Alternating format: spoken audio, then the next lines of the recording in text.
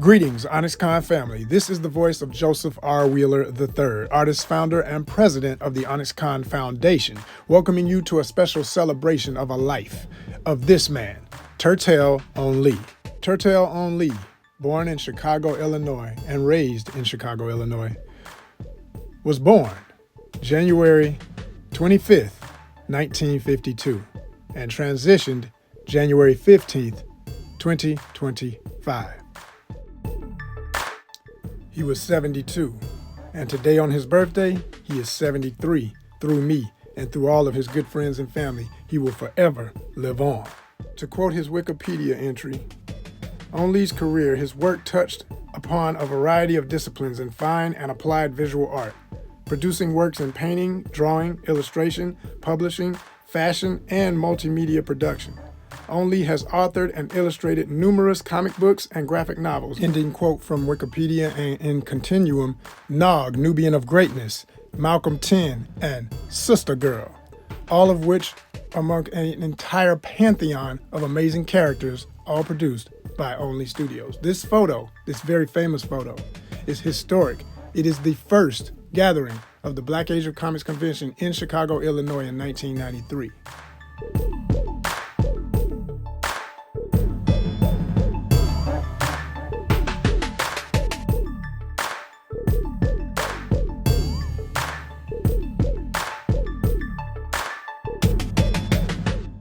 So from the Southside Community Arts Center to the world, because after 1993, the ECBACC, started by Yumi Odom in Philadelphia, began.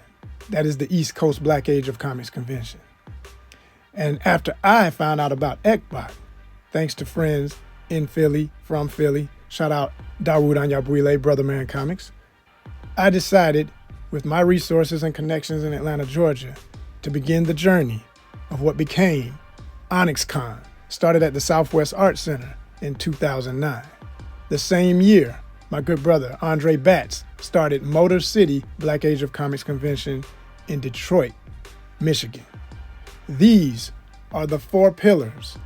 These are the four corners, the building blocks of every, and I do repeat every, popular arts convention in existence with a diversity-based panel or otherwise content that represents diversity. It all started with Onli, but still we will shout out groups that are supporting our cause and do stand with us in solidarity. In Atlanta, we have MomoCon, for example, with tons of representation. I've personally done panels at that event, and it is super diverse. Also, a quick shout out to Ranger Stop and the two co-founder Black Lady Power Rangers that are part of that event. That happens all over the country too. These are just examples of what has been going on and what will continue.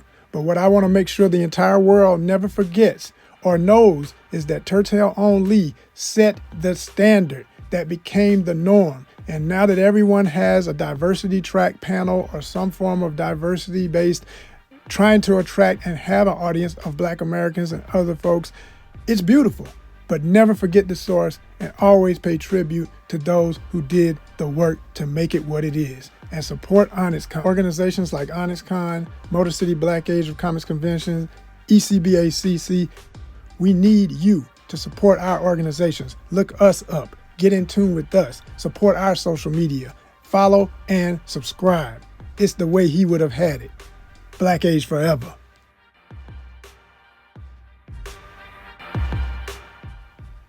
Chicago Comics, an exhibition in 2021, featured the art of TURTEL Onli, along with other luminaries from Chicago. It gives me pleasure to know that he had that experience before his transition, because in looking at onlystudios.com, prior to making this video, I was somewhat upset to see this final message from my good friend, knowing that he was perturbed and frustrated as an artist, as many of us often are, for not being truly respected and appreciated at full value. Well, henceforth, in the annals of OnyxCon, you will always be remembered and cherished, my good brother Onli. And every January, we will make sure we celebrate you and keep your name lifted high all year long, forevermore. You will be remembered and commemorated. Thank you, my artist brethren. The father of the Black Age, Mr. TURTEL Onli. We love you, Brother Onli. Okay, while he's doing a tech check, I want to tell everybody to go out and spend their money with legitimate Black-owned businesses and enterprises. Okay? Donate your money to Comicon in collecting independently published Black comic books. Why do I say that? But I'm still here. Okay, now you back. Okay, see, independent publishers tend to do a small press run. That means they might print 5,000 or 5 books. It's a good investment. Years ago, I went out and bought the first Spawn. Well, guess what? So did a million other people. Right. So when you try to sell it, it's worth about $5 because a million other people got it. Okay. So I'm gonna hold it. It's back. It's back. But whatever you're doing now, I don't know what happened. It's back. Okay. All right. Good. Okay. So one of the things that I want to bring up with the Black Age of Comics as a movement, you've got independent conventions. You got Motor City, Black Age in Detroit.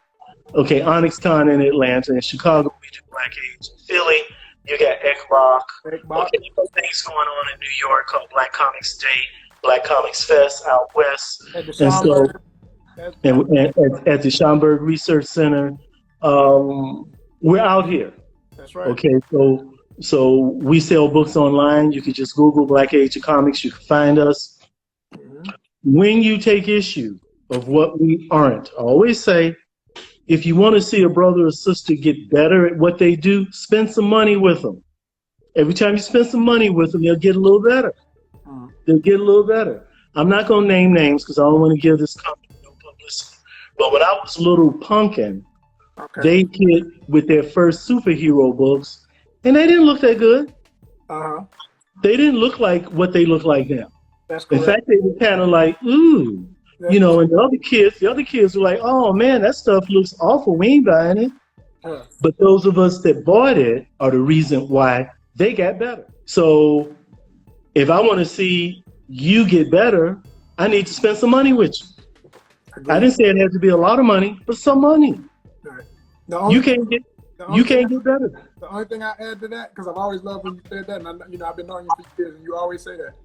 I also add to that, in my experience, you as an artist have to humble yourself to what you know you need to work on. Because when you ain't there, and you got a pastor to share with you how to get there, and your ego is so crazy that it's in the way of progress, then you're still going to hinder yourself. And no, you do not deserve. I mean, there's so many billions of people in the world, so there's somebody else who is humble. I'm going to put the money on them. I'm going to forget that one who can't listen. So that's the other side of that same, sentence. So I do appreciate what you're saying, but it's always another part of it that needs to be added. Because I like it. I like it. They go together. They really go together.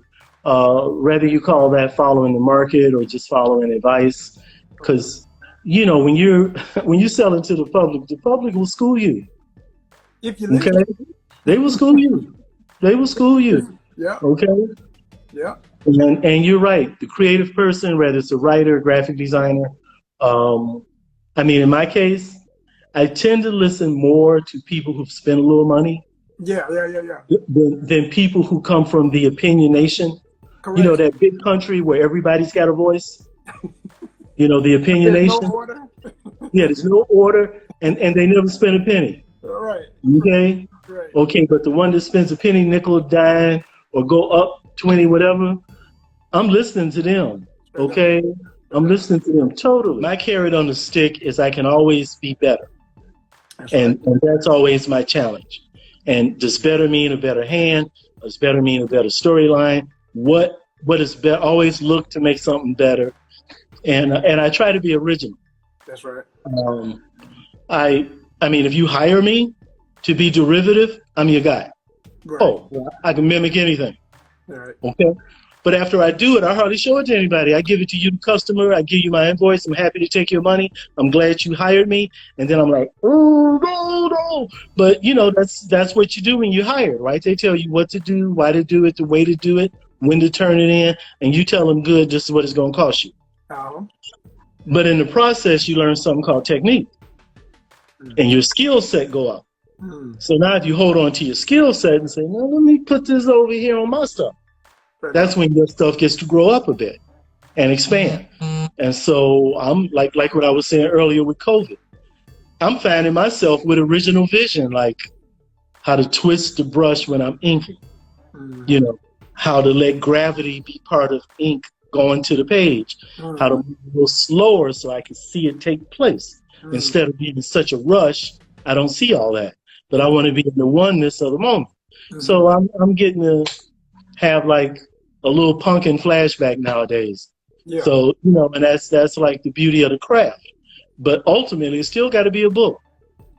So check this out. Speaking of the names with pumpkin, how did you get to the name TURTEL Onli? I've always wanted to know. I think you told me once, but I've lost some of the pieces.